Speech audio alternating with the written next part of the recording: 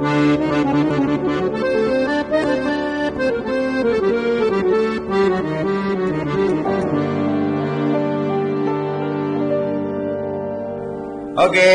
kita kembali ke Juragan Podcast.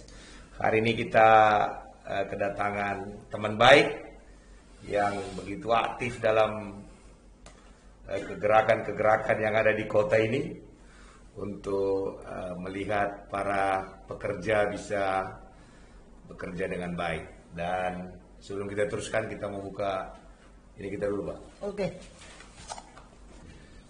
Ini panggilannya apa? Saya panggil ini. Ini abang kah, bung kah? Bung aja. Bung apa bisa dipanggil? Bung Purba. Bung Purba. Wah. Jadi selamat dalam acara bincang-bincang kita ini, Bung Purba. Kita yang ringan-ringan dulu. Bung Purba ini suka apa kesukaannya kira-kira? Kalau kesukaan sehari-hari cuma nyanyi aja. Nyanyi ya? Nyanyi aja. Oh, Nah, jadi Bung Purba suka nyanyi juga? Walaupun hanya konsumsi pribadi. Suka lagu apa ini Bung Purba? Lagu karo lah, tradisional. Oh. Nah, lagu-lagu lama lah. Lagu lama Nah, ya? Bisa nyanyikan sedikit Bung Purba? Waduh, nanti kita khusus. Di acara khusus nanti kita buat. Enggak, satu-satu itu aja. Kalau bisa dinyanyikan agak-agak lupa ya? Agak-agak lupa dia. Selain nyanyi, kalau makanan suka makan apa ini? Tradisional. Tadi Bung Semua Purba itu Bang Purba tadi, Bung ya? Ya, Bung Purba. Bung Purba. eh, Tradisional itu apa? Makanan yang suka Bung Purba yang nikmati? paling suka dari dulu ubi tumbuh. Iya. Sama ikan bilis, Wah, sambal. Itu aja udah cukup lah. udah cukup ya. Terus kalau jalan-jalan suka jalan kemana ini? Pengalaman hidup paling senang jalan ke Jepang. Ke Jepang. Palang ke Jepang. Wah, Kalau udah ke berapa negara ini Bung Purba ini? Jepang, Vietnam, Cina, yang terakhir dekat-dekat aja Singapura sama Penang. Kebetulan kita ada kerjasama sama MTUC, Malaysia Trade Union Confederation. Kebetulan dari salah satu federasinya NUBE. Itu kita punya kerjasama pelatihan di Penang. Oh, jadi Bung Purba ini aktif di mana ini kegiatannya? Kesehariannya dari tahun 2000 di SPSI. Nah, Dari SPSI mulai dari pengurus unit kerja itu di tahun 99 di Terimbe Resort sampai tahun 2001 sudah masuk ke jajaran pengurus PC. 2003 jadi pengurus DPC, 2008 itu masuk menjadi pengurus DPD. oh, kalau hari ini? Ketua DPD KSPC Provinsi Kepri, ya, keseharian untuk cari makan sebagai lawyer. Wah, ini komplit ya. Jadi di apa kira-kira siasat pekerja menghadapi pandemi COVID ini? Gimana nih kira-kira keadaannya sekarang?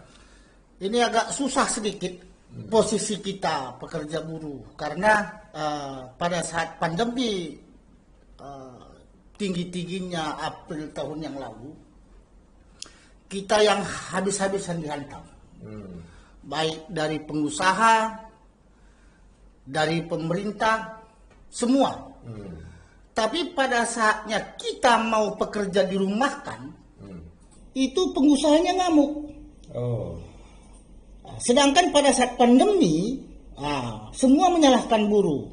Padahal di dalam pekerjaan keseharian sudah pasti jaga jarak dan segala macam. Kenapa semua disalahkan buruh? Contohnya begini, pada saat pandemi ini kan semua orang di rumah. Buruh di mana? Di pabrik semua. Oh. Tidak ada yang satu pun membela menteriak di luar daripada pimpinan buruh. Pada saat kami berteriak pimpinan buruh agar pekerja buruh dirumahkan saja, ngamuk Apindo.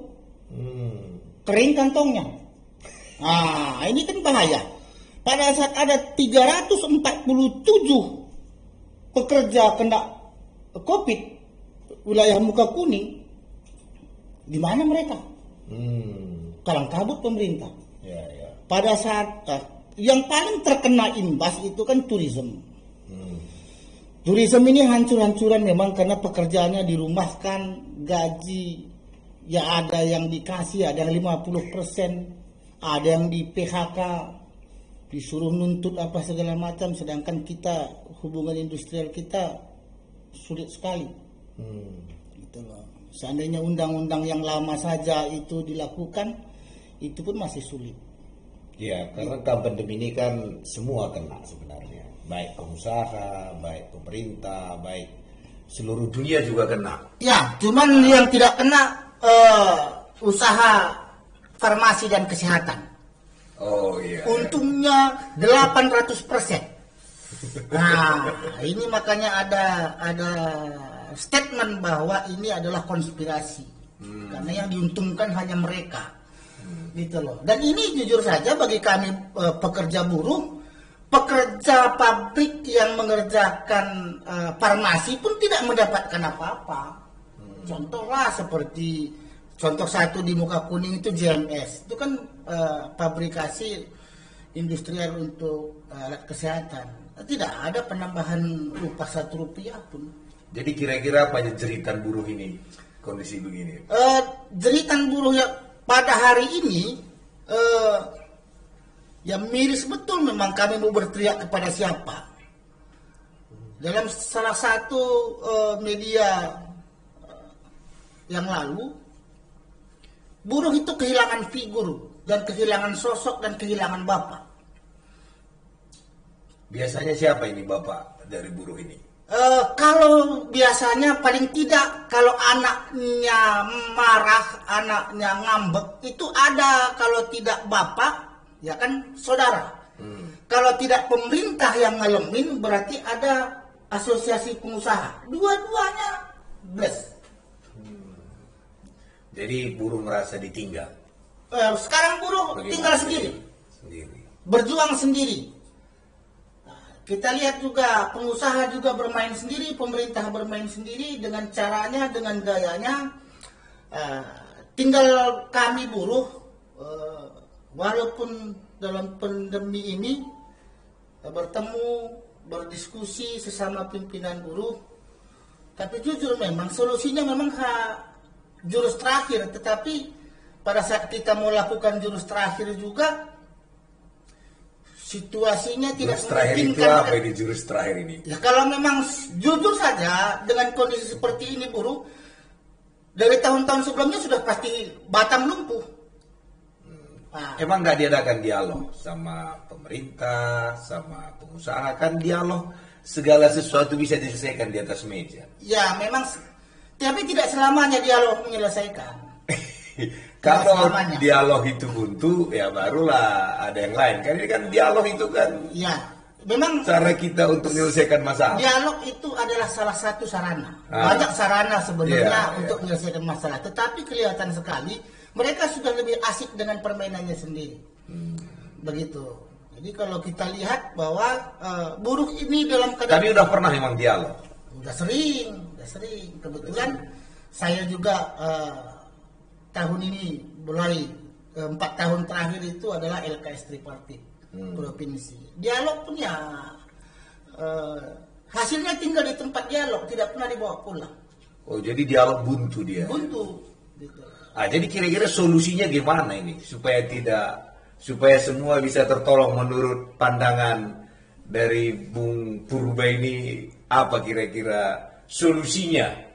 Walaupun mungkin solusi itu nanti ya ada yang tanggapi dan nggak. Menurut Bung Purba apa aja solusinya? Sebenarnya solusinya kalau dibuat sebuah dialog ataupun soal seperti ini, agar semua menjalankan fungsinya saja sudah bagus. Pemerintah menjalankan fungsi sebagai seorang pemerintah, tidak ada keberpihakan kepada salah satu pihak. Itu yang paling penting. Tapi kalau disuruh pemerintah memilih, pasti dia tidak akan milih buruh, karena buruh itu tidak ada duitnya. Tapi kan soal keadilan itu kan, tiap orang kan selalu merasa tidak adil. Ya. Jadi maksud saya standar keadilan itu bagaimana sebenarnya? Standar keadilan sudah disebutkan di dalam undang-undang. Itu standar terendah keadilan. Kalau ibaratnya jual bensin, Ada kan aturan mainnya ya, itu? jual bensin itu kan ada headnya. Nah, harga eceran terendah. Itulah Undang-Undang 13 2003, terendah di seluruh dunia. Dan itu direvisi, direndahkan lagi. Ini tidak nih.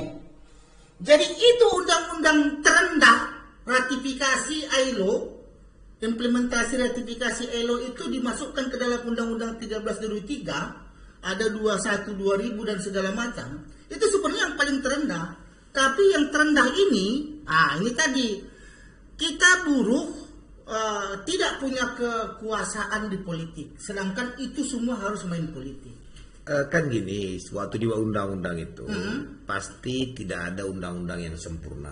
Pasti. Makanya undang-undang sering diamandemen. Ya. Pertanyaan saya kan itu tadi mungkin ini, tapi kan ada juga benefit-benefit yang pemerintah yang siapkan dalam undang-undang itu. Ya, saya percaya pemerintah bersikap adil. Benefit mungkin. Karena sekarang benefit yang dilakukan pemerintah kan menggerogoti BPJS. Jangan salah. Benefit apa yang dikasih pemerintah? Jujur saja dalam prosesnya aja sudah salah. Kalau kita bicara undang-undang, dari sekarang dalam keadaan pandemi ini, buruh itu ya penyakit juga mau nyerang. Ibaratnya gini nih, kita main bola nih, buruh itu tinggal sendiri. Musuhnya itu anggaplah bermain dengan Apindo. Apindo nyerang dengan pemain bayaran yang luar biasa. Wasitnya pun sekarang ikut membobol. Panitia pertandingannya pun ikut masuk lapangan. Ini yang buat kita ngeri. Cuman bersyukurlah. Ya saya bilang begini, bersyukurlah pemerintah sekarang ada COVID menjadi rem agar buruh tani tidak turun. Bersyukurlah. Ya, jadi kan kalau kita lihat, ini kan pandangan dari buruh nih. Itu makanya saya bilang tadi, kalau ada dialog, mungkin dialog akan selalu banyak pandangan. Mungkin ada juga pemikiran pemerintah, pemikiran pengusaha.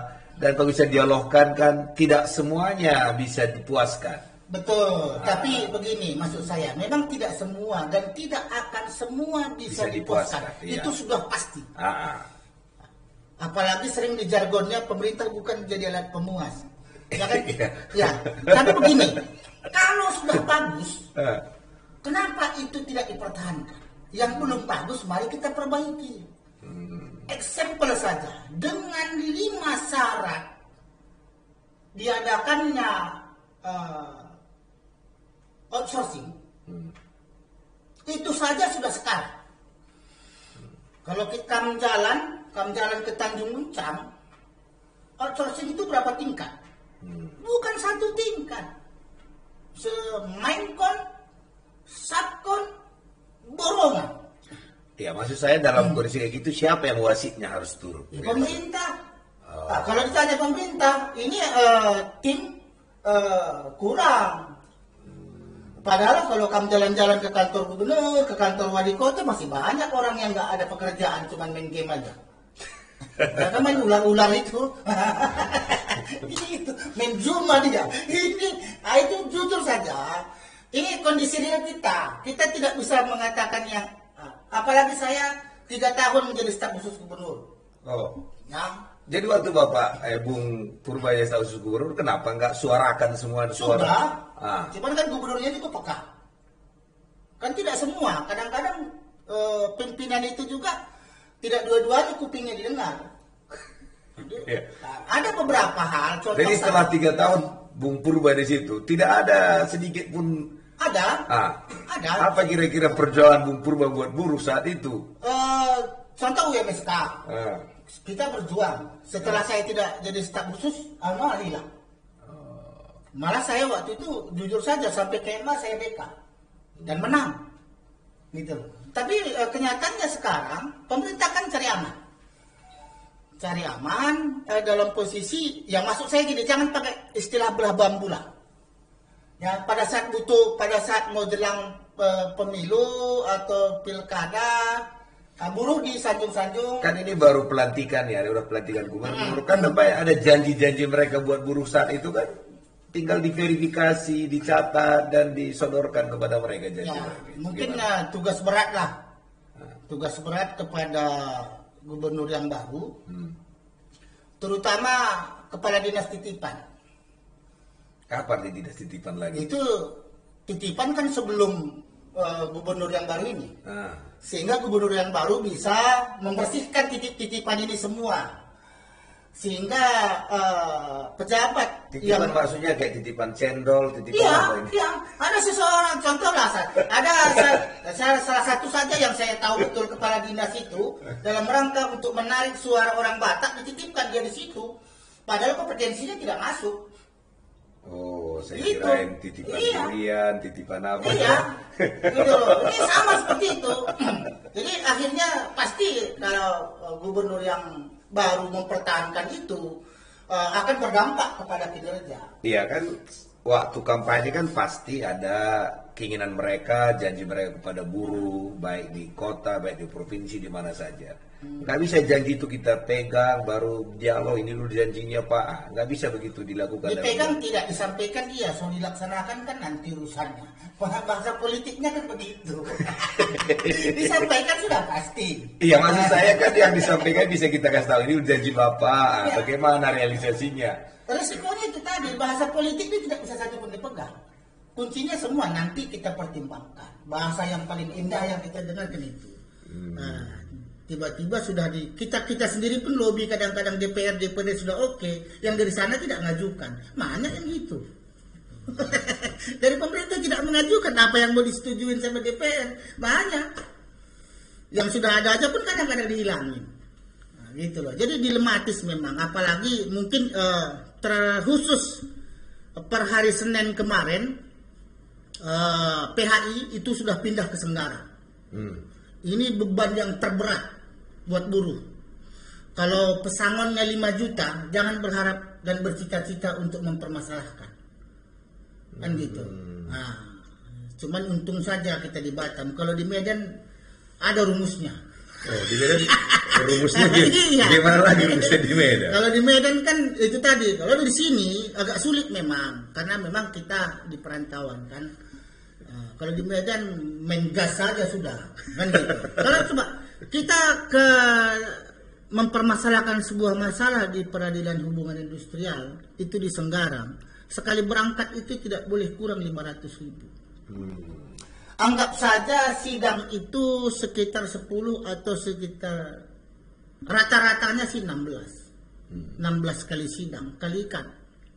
Artinya 8 juta. Kalau tadi dia cuma pesangon 10 juta, bagus tidur di rumah aja lah. Doakan saja itu menjadi kalau kita orang Karo anggap pertama aja taken less untuk nanti matinya nggak beli kasih karangan bunga lagi, nggak usah.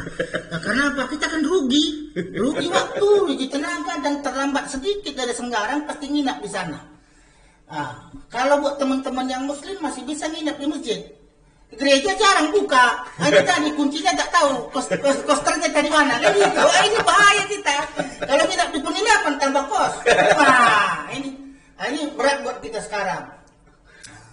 Mudah-mudahan lah acara ini juga didengar sama DPRD Kota Batam, DPRD Provinsi, agar bisa pengganti transport karyawan atau pekerja buruh yang bermasalah. Dulu sudah pernah dilakukan.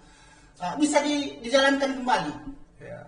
Sehingga DPRD Kota Batam bisa mengeluarkan itu, sehingga paling tidak yang bermasalah ini transportnya, pengganti transportnya itu bisa tertanggulangi, sehingga beban hidupnya itu tidak terlalu berat dalam rangka mengurus kasusnya. Ini sebenarnya kalau bisa difasilitasi untuk ketua dewan baik kota maupun provinsi. Oke, kita akan lanjutkan kembali dalam sesi selanjutnya dalam Juragan Podcast.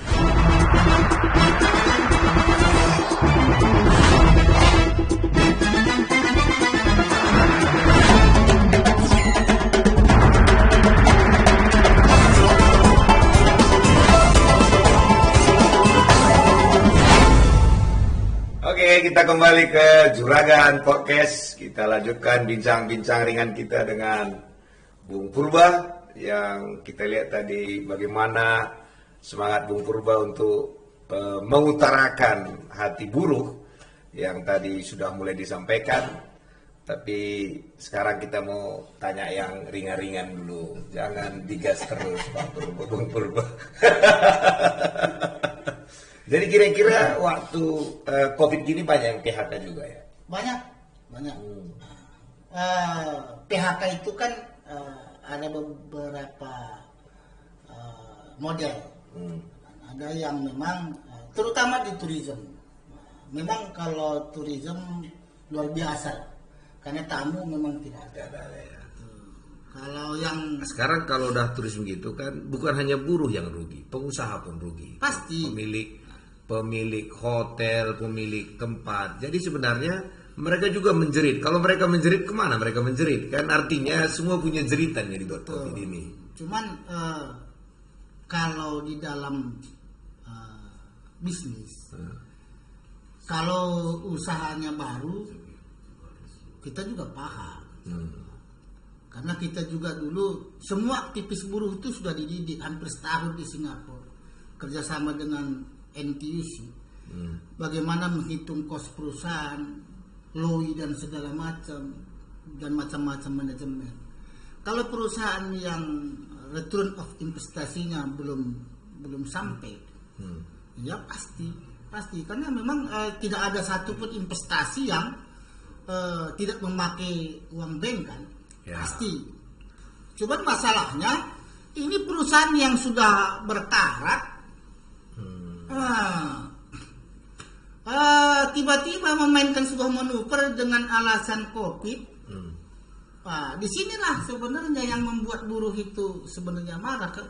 Kalau secara umum kesepakatan yang dilakukan oleh anggota itu 50% upah selama dirumahkan, dan diperbantukan di perusahaan itu dalam rangka perawatan, nggak ada masalah.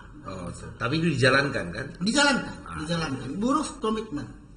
Walaupun kadang-kadang dalam perjalanannya teman-teman pengusaha juga tidak komitmen, yang tadinya sudah dibilang 4 atau bikin 2 masih dikurang-kurang. Saya berharap ke depan pengusaha dan pekerja buruh mengedepankan komunikasi dulu. Itu dialog. Dialog dulu sebelum diterapkan. Karena kalau sudah diterapkan tanpa ada dialog dulu, itu pasti ada perlawanan. Sedangkan pengusaha paling malas kalau ada konflik, apalagi sudah masuk ke dinas tenaga kerja kota maupun provinsi. Karena pasti dia salah. Karena acuan daripada pandemi itu kan surat edaran Menteri Tenaga Kerja kan kesepakatan. Tapi hampir 60% yang dilakukan itu tanpa kesepakatan. Jadi yang sudah disepakati tadi tiba-tiba tidak dilakukan, ada komunikasi, tiba-tiba diberlakukan baik upah maupun jam kerja. Ini membuat Jadi kira-kira seandainya anggota dewan dengerinlah ini, apa yang mau Bung Purba sampaikan ke anggota dewan? Bukan karena saya gagal jadi anggota dewan sehingga saya ngomong begini. Paling tidak begini, anggota dewan coba berpikir tentang konstituen. Jangan berpikir untuk mengembalikan modal yang banyak kemarin keluar gitu loh. Ini kan kebanyakan di situ. Ya mereka itu berpikir, mereka bertanya nih, jadi apa yang mau kami perbuat ini Bung Purba katanya? Satu, siapin cek coba anggaran yang diajukan oleh Dinas Tenaga Kerja. Berapa persenkah peningkatan kompetensi buruh? Ini yang paling penting. Karena apa? Buruh zaman sekarang ini kompetensi 4.0, jangan-jangan itu tadi. Yang satu. Terus yang kedua, pengawasan melekat kepada aparatur sebagai tugas fungsinya. Gitu loh. Sehingga ini semua petugas ini kerjanya beres. Menggunakan anggaran sesuai dengan peruntukan. Yang ketiga, ini kan ada isu BLK. Walaupun dananya itu dari kementerian, walaupun dananya itu sudah pernah dikembalikan, ini zaman-zamannya Pak Ahmad Dahlan ini, yang 30M ini, ya kan? Ini dikejar sehingga kos pelatihan. Terus keempat, fungsi pengawasan dan budgetingnya, coba perhatikan dengan siapa Dinas Tenaga Kerja melakukan kerjasama peningkatan kompetensi yang sekarang ini, anggaran 2020 dan 21, coba dicek. Betul nggak itu? Jangan-jangan nanti seperti tahun 2019 ada yang fiktif, anggaran keluar yang dilatih tidak ada. Itu loh. Sekarang itu Bung Purba yang mau sampaikan ke anggota. Ya. Nah, kalau pemerintah dengar ini, apa yang Bung Purba mau sampaikan? Pemerintah ini harusnya berjalan melihat situasionalnya dah ya. Sekarang ini kan coba vaksin, tenaga kesehatan, oke. Tiba-tiba ini sekarang media, oke. Buruh itu nomor berapa?